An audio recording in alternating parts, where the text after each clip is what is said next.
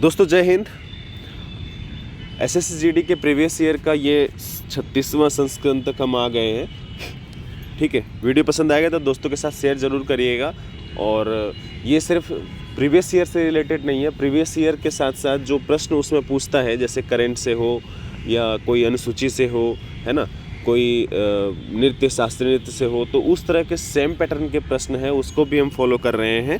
Video पसंद आएगा तो दोस्तों के साथ शेयर ज़रूर करना और हमारे साथ बने रहने के लिए चैनल को सब्सक्राइब करिएगा और लाइक और कमेंट करना मत भूलिएगा। ठीक है, चलो फटाफट हम आगे बढ़ते हैं। किस संविधान संशोधन के तहत मौलिक कर्तव्य संविधान के द्वारा संविधान में मूल कर्तव्यों को जोड़ा गया? तो 43वें संविधान संशोधन में क्या जोड़ा गया? तो न्यायिक समीक्षा जो ले लिया गया था ना, और रिट जारी करने का अधिकार सुप्रीम कोर्ट और हाई कोर्ट से, उसको वापस से बहाल किया गया 43वें संविधान संशोधन 1977 के तहत। ठीक है, 44वें संविधान संशोधन में क्या है? तो इसमें है धन से संबंधित। धन कौन सा?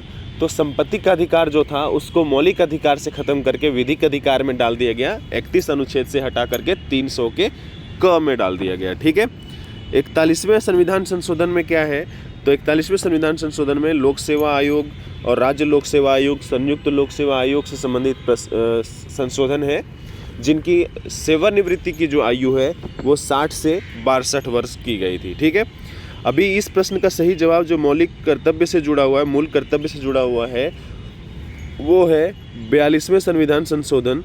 ठीक है, और दूसरा एक और है 86वें संविधान संशोधन। इसमें एक कर्तव्य को जोड़ा गया था और इसमें 10 कर्तव्य को जोड़ा गया था। किस समिति के आधार पर भी पूरा प्रश्न पूछता है? तो सरदार स्वर्ण सिंह समिति के आधार पर इसको जोड़ा गया था। टोटल कितने?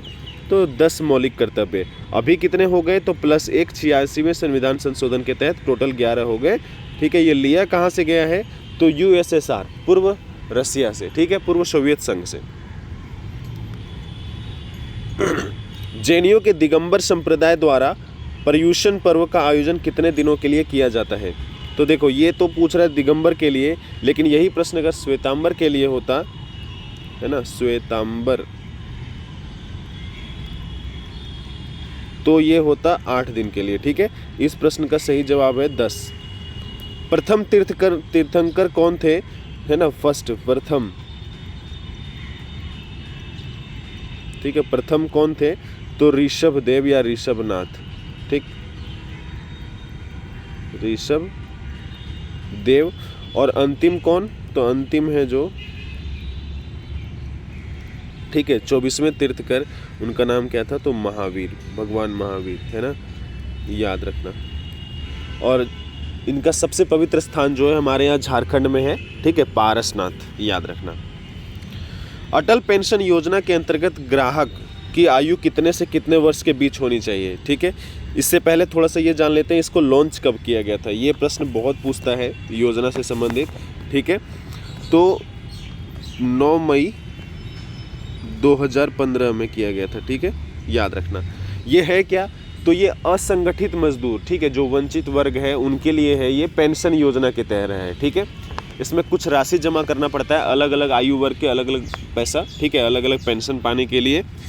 तो ये है 18 से 40 वर्ष के आयु के लोगों के लिए। इतने वर्ष तक आप जमा करिए और 60 वर्ष की आयु के बाद आपको न्यूनतम वेतन मिलेगा। ठीक है, न्यूनतम पेंशन मिलेगा, मतलब वेतन क्या मिलेगा? पेंशन मिलेगा 1000 से 5000 के बीच। ठीक है, वो आयु वर्ग के हिसाब से पैसा जमा करना है और उसके हिसाब से ही रुपया ज़्यादा कम होगा। ठीक है,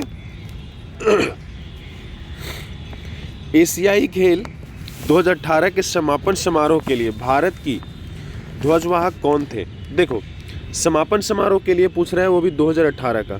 ठीक है, और अभी आ गया है 2018 नहीं 23, है ना, 22 का। एक्चुअली कोरोना की वजह से 23 में हुआ। ठीक है, तो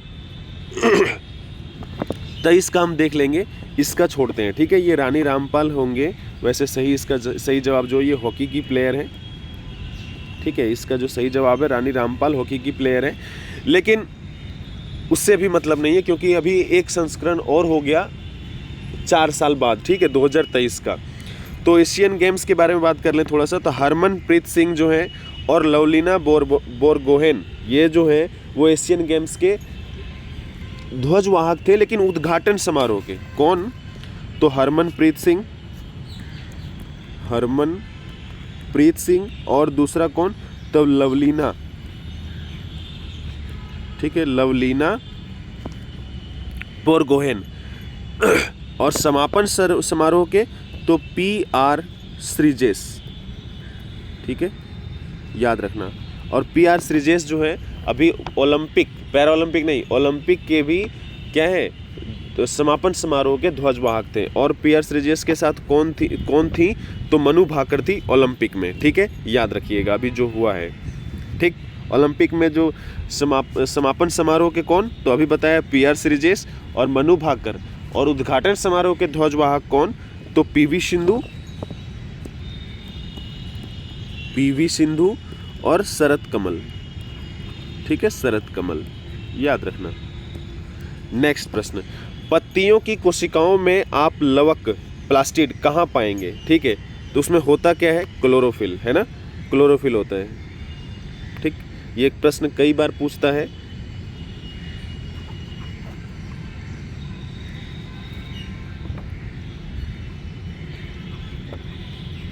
ठीक, क्लोरोफिल। ये होता क्या है प्लास्टिड और किसके बीच में होता है? तो याद रखिएगा ये केंद्रक और कोशिका झिल्ली के बीच में पाया जाता है। और ये होता किस में है? तो कोशिका द्रव्य में, ठीक है, याद रखना। ये प्रश्न इंपॉर्टेंट है, ऐसे प्रश्न पूछता है साइंस से रिलेटेड, पता भी नहीं चलेगा पूछ लेगा, ठीक है।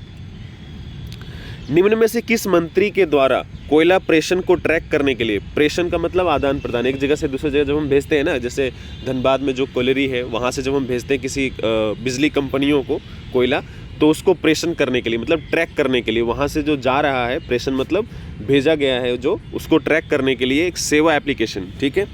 तो सेवा एप्लीकेशन जो है वो कौन लॉन्च किया था?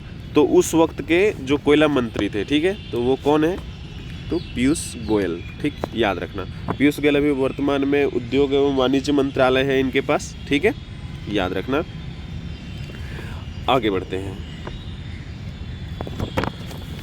देखो ये प्रश्न जो है वो कल का रिपीट आप कह सकते हो, वो कैसे देखिए।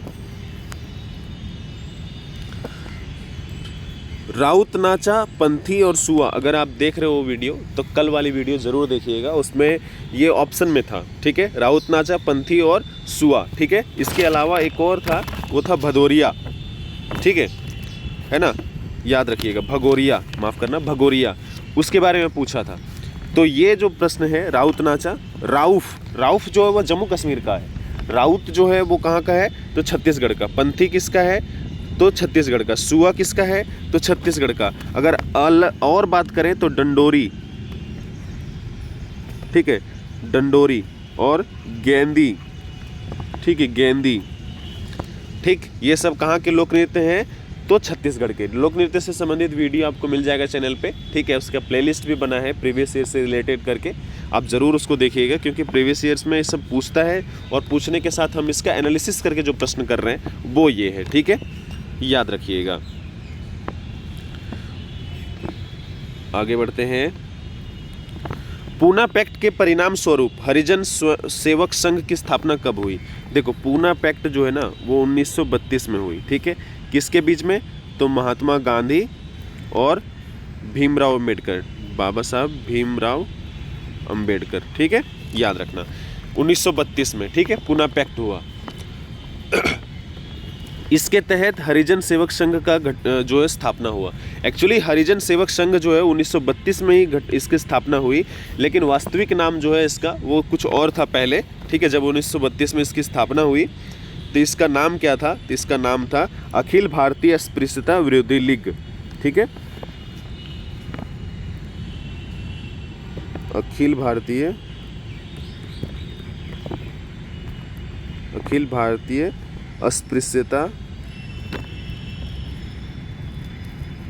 अस्पृश्यता विरोधी लीग, ठीक है, याद रखना। इसकी स्थापना कब हुई? तो 1932 30 सितंबर में, ठीक है, याद रखिएगा। पूना पैक्ट किनके बीच हुआ है? तो महात्मा गांधी और डॉक्टर भीमराव अंबेडकर।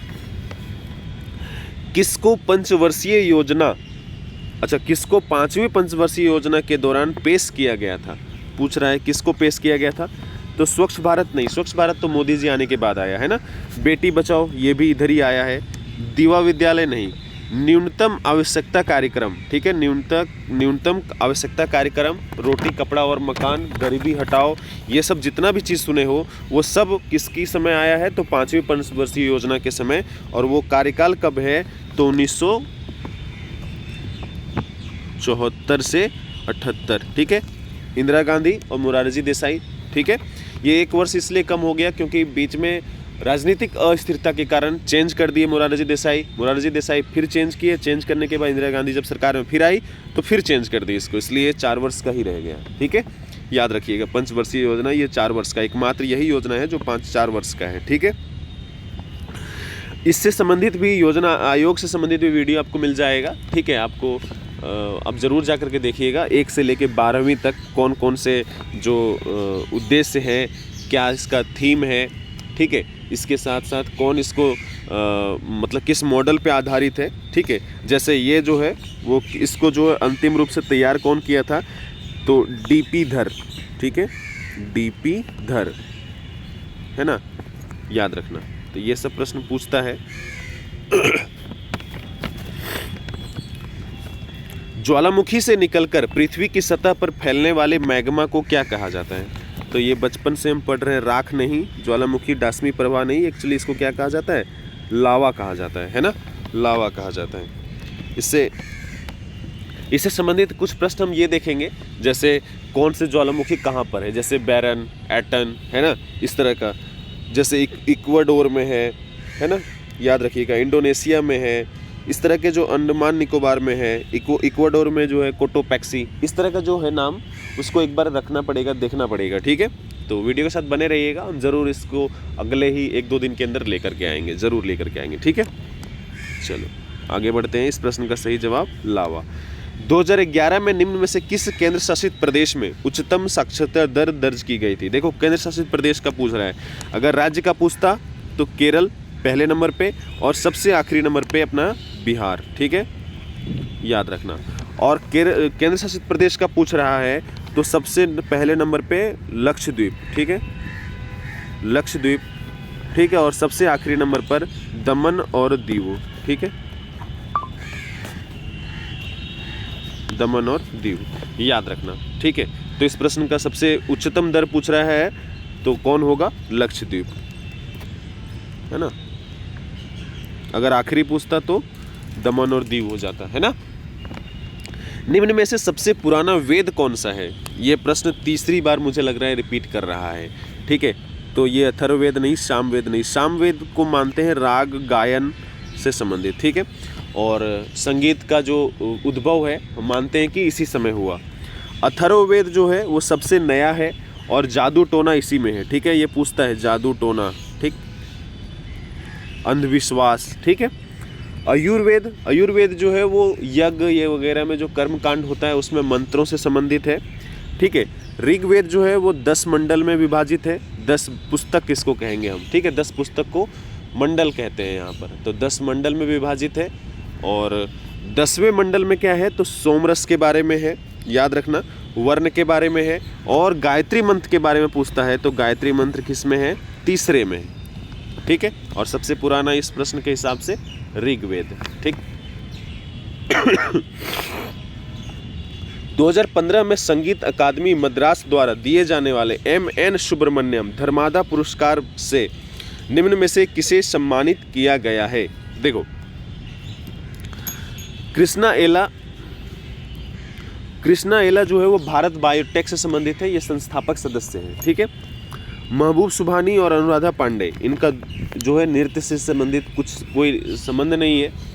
एक्चुअली अलरमेल वल्ली जो है वो भरतनाट्यम से संबंधित हैं, ठीक है, भरतनाट्यम, ठीक है, भरतनाट्यम से संबंधित हैं। और इन्हीं को मिला है 2015 का संगीत अकादमी मद्रास द्वारा दिए जाने वाला M.N. सुब्रमण्यम धर्मादा पुरस्कार, ठीक है, याद रखिएगा।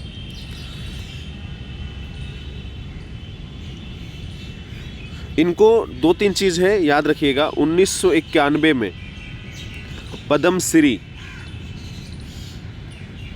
पद्मश्री और पद्म भूषण, ठीक है।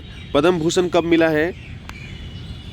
तो 2004 में भूषण, ठीक, याद रखना। पद्म भूषण जो है वो कब मिला? 2004 में। कई बार ऐसे ही प्रश्न पूछता है, ठीक है। और भरतनाट्यम से संबंधित है अलरमेल वल्ली, और भरतनाट्यम के ही एक और नृत्यांगना जो है जिनका अभी हाल में निधन हो गया, अभी 1 महीने के करीब, तो ये प्रश्न आपको देखने को मिलेगा, यामिनी कृष्णमूर्ति। आप एक काम करिएगा, यामिनी कृष्णमूर्ति से संबंधित एक मतलब ढूंढिएगा गूगल पर और 2-4 लाइन जरूर पढ़िएगा, ठीक है।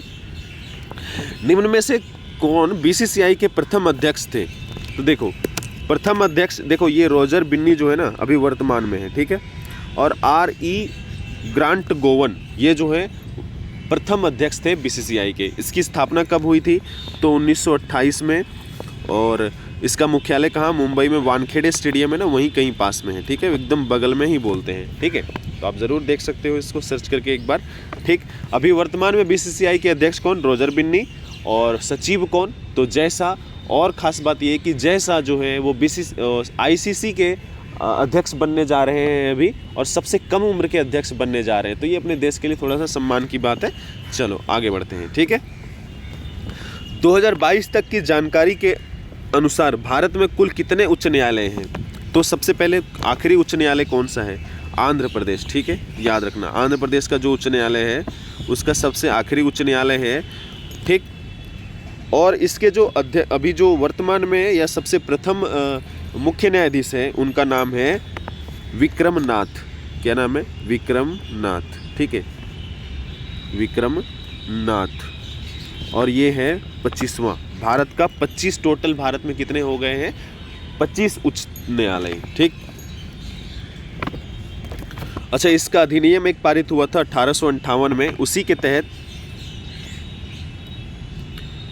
1858 में उसी के तहत 3 प्रेसिडेंसी में, ठीक है, बंगाल, मद्रास और बम्बई में 3 हाई कोर्ट स्थापित किए गए थे 1861-62 में, ठीक है, याद रखिएगा, ठीक है। तो 1858 में ये अधिनियम आया था, ठीक, हाई कोर्ट वाला। नवंबर 2022 तक की स्थिति के अनुसार निम्न में से कौन आंध्र प्रदेश के राज्यपाल हैं? देखो उस वक्त कौन थे अभी इतना इम्पोर्टेंट नहीं है, ठीक है, लेकिन अभी कौन है? अनुसुईया उइके उस वक्त मणिपुर के थे, अभी नहीं है। विश्वभूषण हरिचंदन आंध्र प्रदेश के थे, अभी नहीं है। अभी वर्तमान में आंध्र प्रदेश के कौन हो गए हैं? तो उनका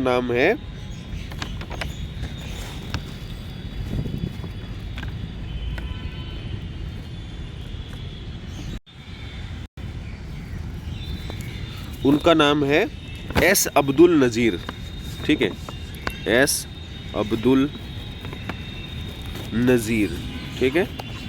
और मुख्यमंत्री तो पता है अभी चंद्रबाबू नायडू है ना, एन चंद्रबाबू नायडू, ठीक।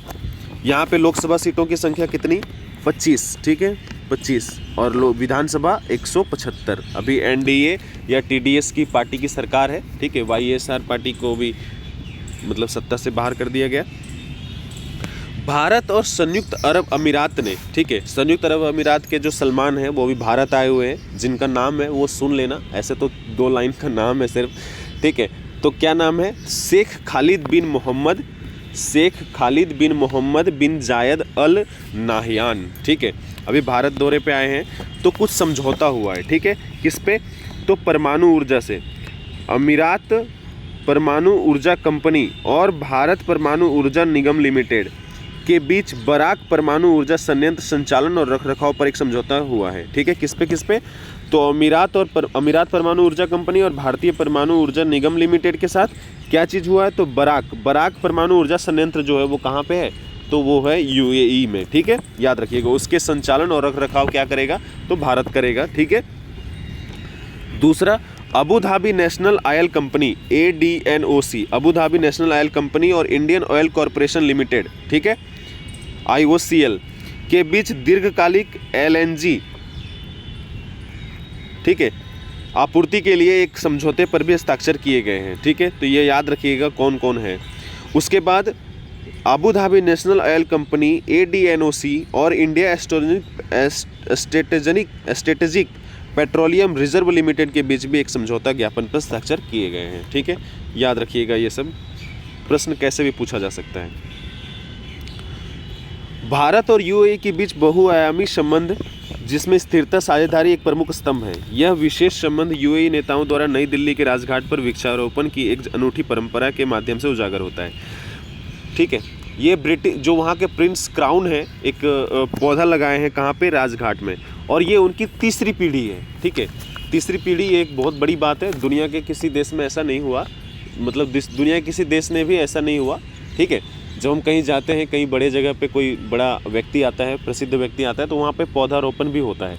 तो वो जो यूएई के प्रिंस हैं वो वहाँ पे अभी शेख खालिद बिन मोहम्मद बिन जायद अल नहयान वहाँ पे एक पौधा लगाए हैं, और ये वहाँ के जो प्रिंस हैं उसके तीसरी तीसरी पीढ़ी है। तो ये एक बड़ी बात है अपने देश के लिए। ठीक है, याद रखिएगा, ये इम्पोर्टेंट है।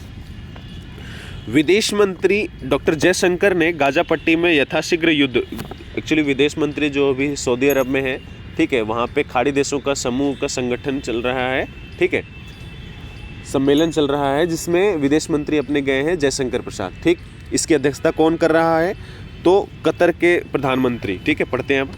विदेश मंत्री डॉक्टर जयशंकर प्रसाद गाजा पट्टी में यथाशीघ्र युद्ध विराम के लिए भारत के समर्थन को दोहराया है। आज रियाद में, ठीक है, सऊदी अरब की राजधानी में आयोजित सामरिक वार्ता के लिए भारत खाड़ी सहयोग परिषद की संयुक्त मंत्रिस्तरीय बैठक में बोलते हुए डॉक्टर जयशंकर ने मौजूदा इजरायल फिलिस्तीन संघर्ष को समाप्त करने के लिए 2 राज्य समाधान के लिए नई दिल्ली के समर्थन को भी दोहराया। बैठक की अध्यक्षता कौन कर रहे थे, तो अभी बताया आपको। प्रधानमंत्री कौन, कतर के प्रधानमंत्री शेख मोहम्मद बिन अब्दुल रहमान अल थानी। ठीक है, अभी विदेश मंत्री अपने जो हैं वो जर्मनी जाएंगे। रणनीतिक वार्ता के परिणाम स्वरूप 2024-28 के लिए संयुक्त कार्य योजना पर भी सहमति बनी। ठीक है, एक्चुअली ये जो जिसका सम्मेलन आयोजित हो रहा है JCC, ठीक है, तो उसके जो महासचिव हैं, ठीक है, JCC के महासचिव खाड़ी देशों के जो हैं, उसके जो महासचिव कौन है, तो जसीम अल बुदैवी। ठीक, इसलिए यहाँ तक लेके आया, तो ये याद रखिएगा, जसीम अल बुदैवी। राजस्थान के जोधपुर में, ठीक है, तरंग शक्ति अभ्यास चल रहा है, अपना सेना अभ्यास चल रहा है। इससे रिलेटेड पहले ही जब भी शुरुआत हुआ था, ये दूसरा चरण हो रहा है जोधपुर में। इससे पहले इसका पहला चरण जो है वो कहाँ पे हुआ था, तो तमिलनाडु के सुल्लूर में। ठीक है, सुल्लूर में, याद रखिएगा, पहला संस्करण। अभी दूसरा संस्करण चल रहा है, 30 अगस्त से 14 सितंबर तक चलेगा, तो इससे रिलेटेड वीडियो आपको मिल जाएगा। हालांकि यहाँ पे जो है वो ज़रूर हम पढ़ते हैं। तो इसमें क्या है, राजस्थान के जोधपुर में बहुपक्षीय अभ्यास के दौरान तीनों सेनाओं के उप प्रमुख, ठीक है, पहली बार स्वदेशी हल्के लड़ाकू विमान तेजस उड़ान भरी। जोधपुर वायु सेना स्टेशन इस महीने की 15 तारीख तक बहुपक्षीय अभ्यास तरंग शक्ति के दूसरे चरण की मेजबानी कर रहा है। पहले चरण बताया आपको तमिलनाडु के सुलूर में हुआ है, और दूसरा चरण हो रहा है जोधपुर में। ठीक है, जिसमें 8 देश शामिल हुए हैं, ठीक है, भारत समेत, याद रखिएगा। ठीक है, और वायुसेना के साथ, और 16 देश पर्यवेक्षक के रूप में शामिल हुए हैं। ठीक है, वायुसेना में अपने बेड़ा के साथ, जैसे अपने जो हेलीकॉप्टर है ना, लड़ाकू विमान है, उसके साथ शामिल हुए हैं वो। ठीक है, तो एक बार देख लेते हैं थोड़ा सा क्या क्या है। आर्मी के चीफ, क्योंकि तीनों सेनाओं से संबंधित है, तो आर्मी है ना, आर्मी चीफ जो है वो कौन है, तो उपेंद्र द्विवेदी। ठीक है, द्विवेदी।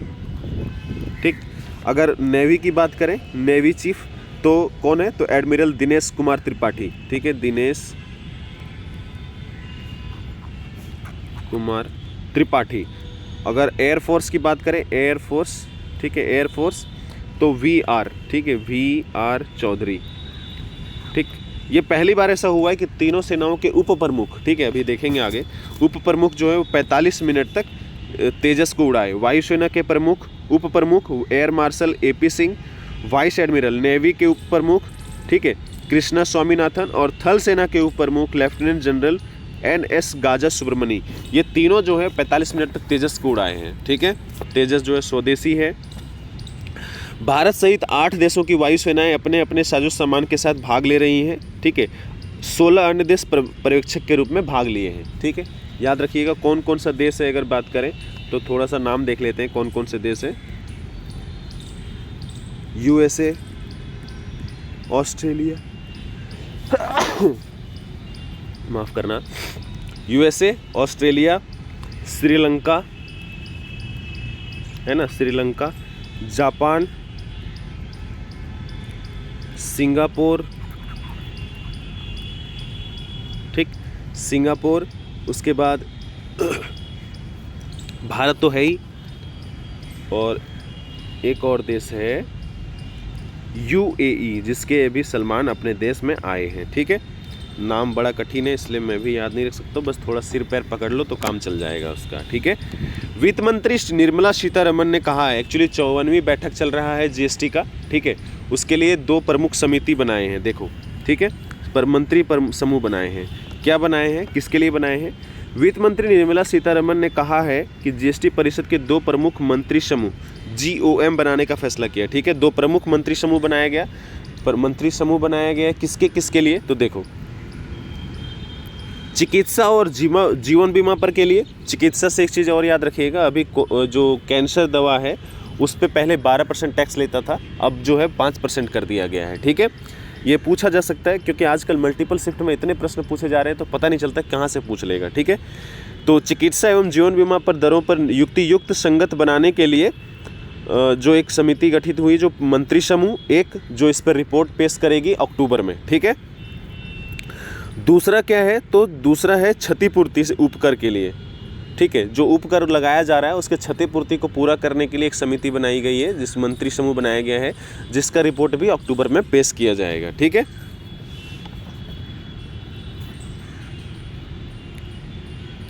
मध्य प्रदेश सरकार जो है वो क्या किया है, तो संभागों, ठीक है, जिलों और तहसीलों के नए सिरे से सीमांकन, ये परिसीमन कर रहे हैं। ठीक है, तो किसकी अध्यक्षता में, तो ये देखो, संभागों, जिलों, तहसीलों के नए सिरे से सीमांकन के लिए परिसीमन आयोग का गठन किया गया है। ठीक है, कौन, मध्य प्रदेश के द्वारा। तो पूछा जा सकता है, ठीक है, ये नए सिरे से सबका सीमा बनाएगा, जिला ये सबका, ठीक है, तहसील का। सरकार का कहना है कि जनता की सुविधा के लिए जिलों और संभागों की सीमाओं का नए सिरे से निर्धारण किया जा रहा है। ठीक है, ये 3 सदस्यीय परिसीमन आयोग का गठन किया गया है। इसके जो अध्यक्ष कौन है, तो सेवानिवृत्त अपर मुख्य सचिव मनोज श्रीवास्तव को आयोग का अध्यक्ष बनाया गया है। तो ऐसा पूछा जा सकता है, मनोज श्रीवास्तव, याद रखिएगा। गृह मंत्री अमित शाह को सर्वसम्मति से संसदीय राजभाषा समिति का फिर से अध्यक्ष चुना गया है। ठीक है, इससे पहले 2019 से 24 तक बन चुके हैं। ठीक है, अभी 24 से रहेंगे 29 तक। इनका क्या कहना है, तो 2047 तक सभी सरकारी व्यवस्थाओं में भारतीय भाषाओं, जो अनुसूची 8 में जो सभी भाषाएं हैं 22 की, उसी पे सब कुछ व्यवस्थित हो सरकार के लिए। ये बहुत ज़रूरी है। हम इतने साल मना लिए, लेकिन ना हिंदी ना तमिल, हिंदी नहीं, किसी भी भाषा में जो अपने स्थानीय भाषा है उनके भाषा में अगर सब कुछ हो तो बढ़िया है। ठीक है, तो ये कह रहे हैं क्या, सरकार का लक्ष्य है कि 2047 तक देश में सभी सरकारी व्यवस्थाएं भारतीय भाषाओं में संचालित होंगी, और उन्होंने कहा कि राजभाषा विभाग ऐसा सॉफ्टवेयर विकसित कर रहा है कि जो तकनीकी आधार पर 8वीं अनुसूची की सभी भाषाओं का स्वतः अनुवाद करेगा। ठीक है, याद रखिएगा। तो 2019 से 24 तक भी कौन थे, सर्वसम्मति अमित शाह ही थे, राजभाषा समिति के अध्यक्ष। ठीक है, चलो आगे बढ़ते हैं। केंद्रीय गृह मंत्री और सहकारिता मंत्री अमित शाह आज नई दिल्ली में भारतीय साइबर अपराध समन्वय केंद्र के पहले स्थापना दिवस समारोह को संबोधित करेंगे। ठीक है, पहले स्थापना समारोह दिवस है इसका, किसका, तो भारतीय साइबर अपराध समन्वय केंद्र का। ठीक है, इसके लिए और क्या क्या करेंगे, तो देखो, इस अवसर पर श्री अमित शाह साइबर अपराध से सुरक्षा के लिए प्रमुख पहलों का शुभारंभ करेंगे। साइबर धोखाधड़ी शमन केंद्र, ठीक है, को राष्ट्र को समर्पित करेंगे। ठीक है, और क्या करेंगे, तो और करेंगे वे साइबर सुरक्षा को बढ़ाने के लिए राज्यों, केंद्र शासित प्रदेशों और केंद्रीय पुलिस संगठनों में प्रशिक्षित विशेषज्ञों की एक शाखा स्थापित करने वाले साइबर कमांडो कार्यक्रम का भी उद्घाटन करेंगे। ठीक है, ये इंपॉर्टेंट है, याद रखिएगा। अखिल भारतीय आयुर्विज्ञान संस्थान एम्स, है ना, आज नई दिल्ली में एक समर्पित तंबाकू निषेध क्लिनिक TCC शुरू करेगा। ठीक है, कौन शुरू कर रहा है, तो अखिल भारतीय आयुर्विज्ञान संस्थान। ठीक है, याद रखिएगा। और क्या है तो तंबाकू निषेध क्लिनिक, TCC, तंबाकू निषेध क्लिनिक शुरू करेगा। इस पहल का उद्देश्य भारत में तंबाकू के उपयोग से उत्पन्न महत्वपूर्ण सार्वजनिक स्वास्थ्य चुनौतियों का समाधान करना है। ठीक है।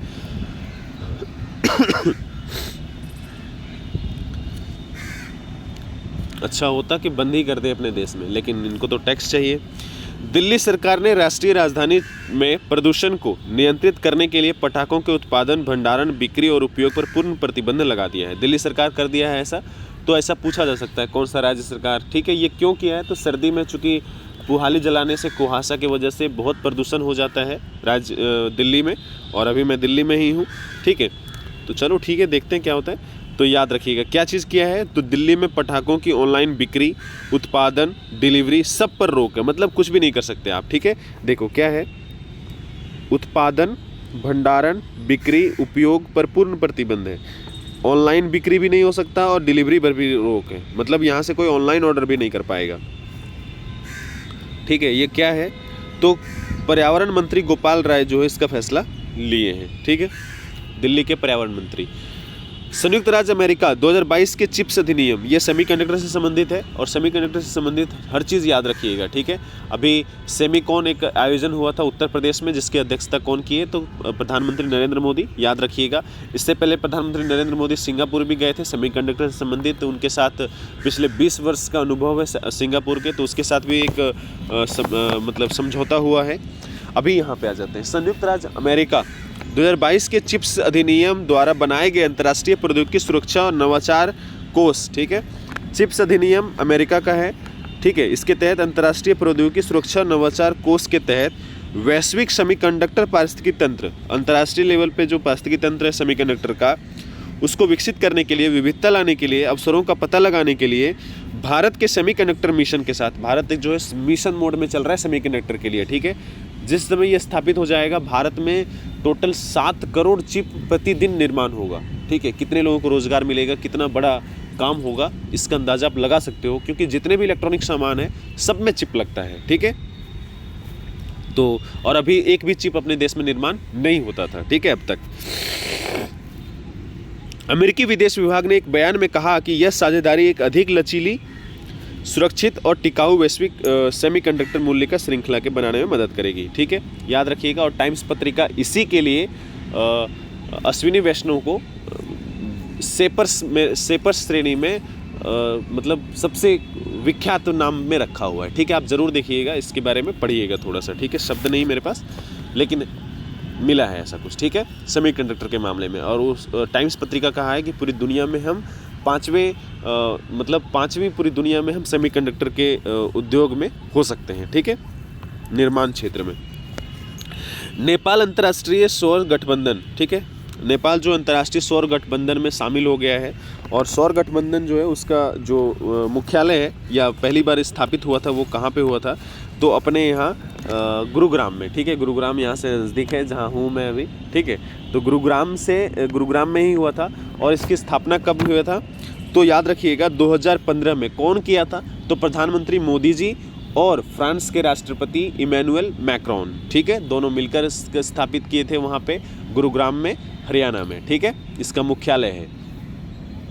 अच्छा, इसका 101वां देश हो गया है कौन, तो नेपाल। तो ये पूछा जा सकता है अभी अंतर्राष्ट्रीय सौर गठबंधन का 101वां सदस्य देश कौन बन गया, तो नेपाल। ठीक, नेपाल के बारे में अभी याद रखिएगा विश्वास मत लाया गया था, अविश्वास प्रस्ताव, तो उसमें सरकार गिर गई थी और केपी शर्मा ओली जो है अभी प्रधानमंत्री बने हैं। ठीक है, याद रखिएगा।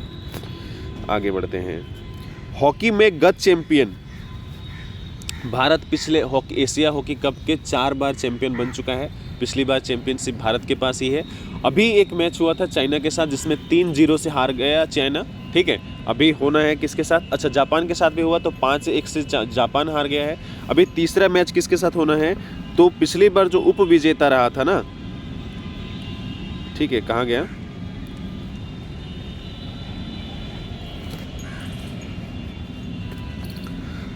गत चैंपियन भारत ने कल चीन के हुलुब-नुबैर में पुरुष एशियाई चैंपियंस ट्रॉफी टूर्नामेंट के अपने दूसरे मैच में जापान को 5-1 से हराया। ठीक है, इससे पहले चाइना को हराया था। 4 बार के चैंपियन भारत ने पहले मैच में मेज़बान चीन को 3 से हराया था। हरमनप्रीत सिंह की अगुवाई में, हरमनप्रीत सिंह जो है वो कैप्टन है टीम में। अब कल पिछले संस्करण की उपविजेता मलेशिया से भिड़ेगी, ठीक है, याद रखिएगा, मलेशिया उपविजेता रहा है पिछली बार का। चलो अभी इतना ही, मिलते हैं फिर। वीडियो पसंद आएगा तो दोस्तों के साथ शेयर करना मत भूलिएगा और कमेंट और लाइक करना मत भूलिएगा। चलो, जय हिंद।